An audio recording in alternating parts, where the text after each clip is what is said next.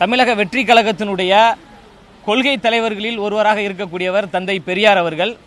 தலைவர் தளபதி அவர்களுடைய அறிவுறுத்தலின்படி, எங்கள் பொதுச் செயலாளர் அவர்களுடைய அறிவுறுத்தலின்படி தந்தை பெரியார் அவருடைய நினைவிடத்திற்கு வந்து அஞ்சலி செலுத்தியிருக்கிறோம். மானமும் அறிவும் சுயமரியாதையும் மனிதருக்கு அழகு என்று வாழ்ந்த ஒரு தலைவர் தான் தந்தை பெரியார் அவர்கள். சமத்துவத்திற்காகவும், சமூக நீதிக்காகவும், ஜனநாயகத்திற்காகவும், சாதி ஒழிப்பிற்காகவும், பெண்கள் விடுதலை அடைய வேண்டும் என்பதற்காகவும் கடைசி நிமிடம் வரை போராடிய மாபெரும் மக்கள் போராளி தந்தை பெரியார் அவர்கள். அதனால தான் தலைவர் தளபதி அவர்கள் தமிழக வெற்றி கழகம் என்கின்ற ஒரு கட்சியை உருவாக்கின்ற பொழுது கட்சியினுடைய கொள்கை தலைவராக தந்தை பெரியார் அவர்களை நாங்கள் ஏற்றுக்கொண்டோம். அந்த வகையில் தந்தை பெரியார் அவர்கள் முன்னெடுத்த சமூக நீதியையும் சமத்துவத்தையும் ஜனநாயகத்தையும் உருவாக்க வேண்டும்.